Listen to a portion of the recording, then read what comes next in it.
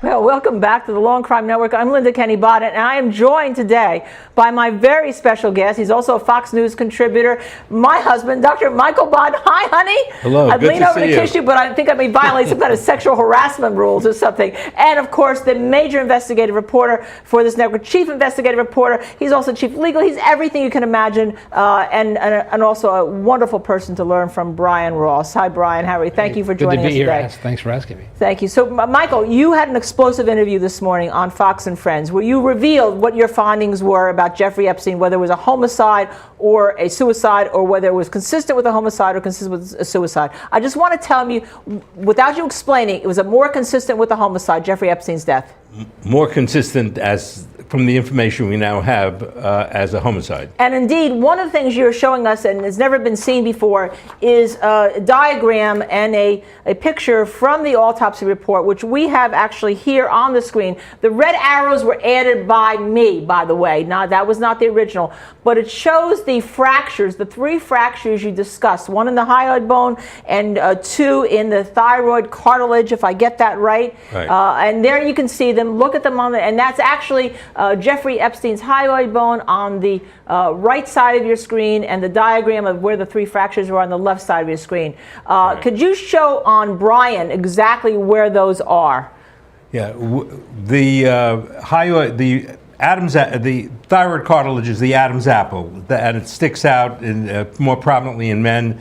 My finger's on Brian's Adam's apple. On either side of that are the 2 horns of the thyroid cartilage that were fractured, and above it, which you can't see or feel usually, is the horseshoe-shaped hyoid bone. There was a fracture of the left side of the hyoid bone and the left horn of the thyroid cartilage, and also the right horn of the thyroid cartilage. This usually does not happen in suicidal hangings because the ligature goes upwards underneath the mandible, the jawbone, which is a very tough bone, the jawbone, and doesn't fracture. And the ligature is often above the hyoid bone and the thyroid cartilage. In manual strangulation or ligature strangulation, when the rope is in the area of the thyroid Adam's apple, fractures can occur. Okay, Michael, let me just stop you for a second, because I know that's a lot for us to take in. And I know Brian has a number of questions. Brian. Well, tell me this. He died August 10th, found in his cell. The autopsy was done the very next day. Yes. And you were there. Yes. And was there anything else unusual you saw about it? Were there marks on the throat that would suggest a rope of some sort? Yes, there was a round circular furrow, dried furrow, which indicated a lot of pressure with the ligature, and also that it had been there for a while, because when they took the ligature off, everything was dried up underneath. So immediately we could tell that he had been dead for many hours. So is that consistent, though, with a suicide? That is unlikely in a suicide. In a suicide, the ligature is usually higher, but and it's not consistent with manual strangulation, but it is consistent with a ligature being tied around. And one of the things we have to investigate from time to time, especially in prisons, is whether somebody was strangled manually and then hung up to make it look like a suicide. And you're in charge now of any prison death in New York State. You investigate. You know what to look for when there is a suicide as opposed yes, there's to a law homicide. that all deaths in prison must come to the medical review board that was set up by Governor Rockefeller because of the riot, the Attica riot. So let me ask you this. So in Epstein, there's a break here, here, and here? Is that yes. right? So what would the theory be? How would he be strangled out of this? Show me how that would have worked if somebody strangled him like that. Is that the ligature, which is a kind of thick ligature, would be between the two, and because the horn of the thyroid cartilage comes up right next to the hyoid bone. The thyroid cartilage, as you can see in this diagram that was on the board, is we put the diagram back up for a second? Sits on top of the On the left there, right? the high bone, which is on your right, sits on top of the thyroid cartilages, which is on the left diagram, and the left horn of the hyoid bone is right next to the left horn of the thyroid cartilage, and a ligature right across that would capture all three. But does that make it impossible that it was a suicide? Not impossible, because although I've never seen in 50 years, and working on lots of suicidal hangings, so that's the most common way people commit suicide in prison. They don't have other means to do it. Is that to have one fracture is unusual.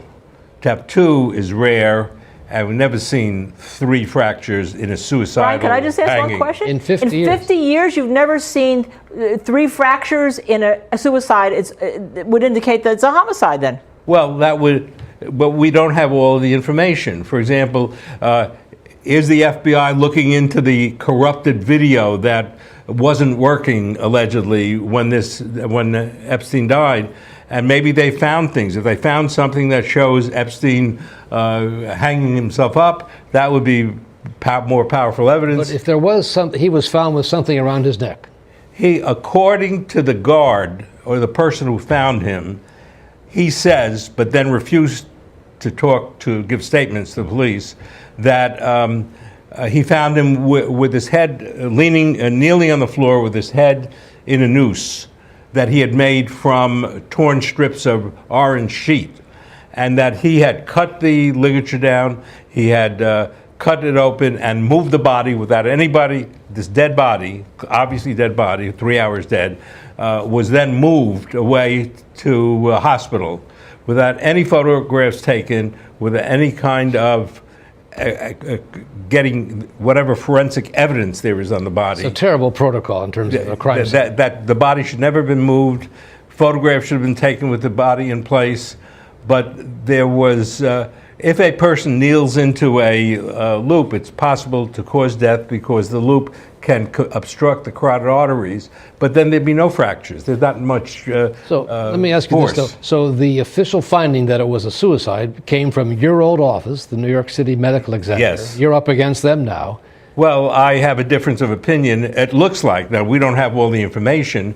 The problem is once a death is classified as a suicide, that's the end of the investigation. And the person who did the classification was the person who conducted the autopsy? No, the person who did the person who conducted the autopsy in my presence did not think there was enough information at that time to call it a suicide because did not. So she put down pending further study, meaning pending further investigations.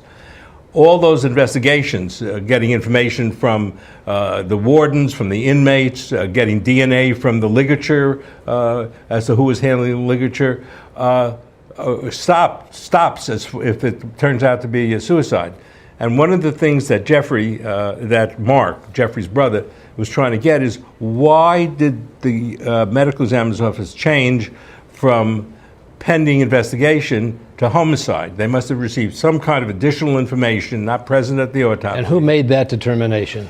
The chief medical examiner. So not the person who actually conducted the autopsy? That's correct. He kicked it upstairs? Well, the chief medical examiner can make the decision, and but it wasn't present from what you saw in the autopsy? That's correct. It required a lot more investigation before one can call it a suicide, and there has to be additional information like a video of him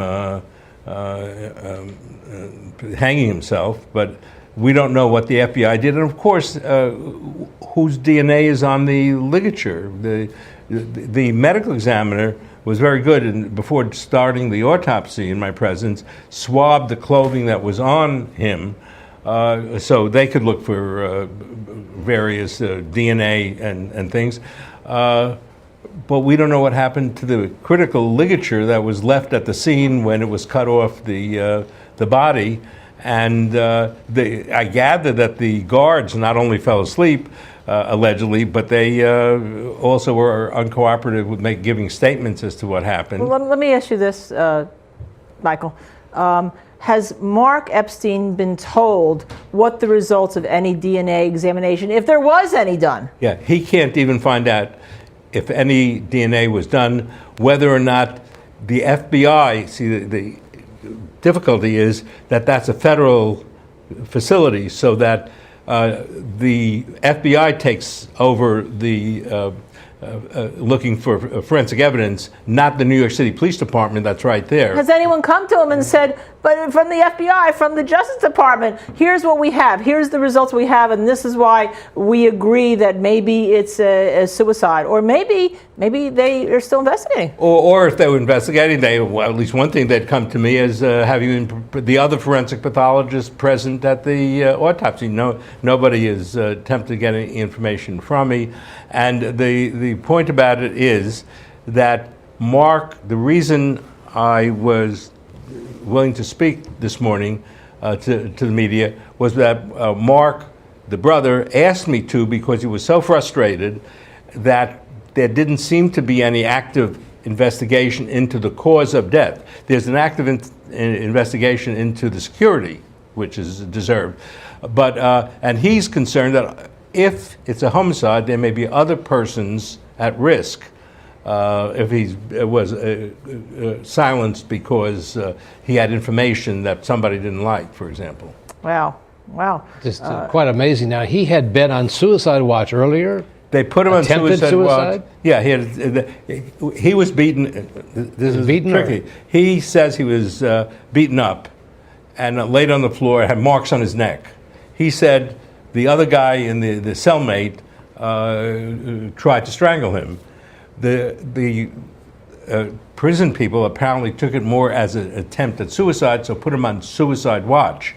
Now, okay, suicide watch means somebody has to watch you and for a long period of time. It's not just for a week, it's for the whole time you're in prison because you might commit suicide. And not only did they take him off suicide watch, but they had put him in another cell with another inmate who was less dangerous, and they took that guy out a day or two before he died. The cameras suddenly didn't work that day. The two guards, I've heard in investigations in prisons that one guard can fall asleep, but never two guards at the same time. And he was left exposed to 800 prisoners who may not have liked him, and to guards without any security at all. So, Michael, let me ask you the last final question. In all your years of experience, being on the Correction Review Board, seeing people that have committed suicide in jail, seeing people that have been killed in jails or prison, have you ever had a case where somebody has had 3 bones up in their neck area fractured, 2 guards falling asleep, 2 cameras not working, a roommate or cellmate removed from them, and at the same time was a high-profile defendant who would be a target? Have you ever seen anyone like that commit suicide? No. All those he factors? was not. He was afraid of being. His brother thinks he was afraid of being killed after that incident 18 days before he died, and that he was not ever been. He had never been suicidal, and he was perfectly healthy. He had normal bones. And the only time I've seen 3 fractures is in homicidal strangulation with hands or with a ligature. Thank you, Michael. Thank you for coming on. Thank The Law and you. Crime. Oh, my God. Brian, thank you very much for helping Absolutely. me. I really appreciate Fascinating it. couple here. Thank you very much. Ladies and gentlemen, now you have it. Consistent. Jeffrey Epstein's death consistent with the homicide, not consistent with the suicide. Stay tuned. I'm Linda Kenny Bodden. We'll be right back.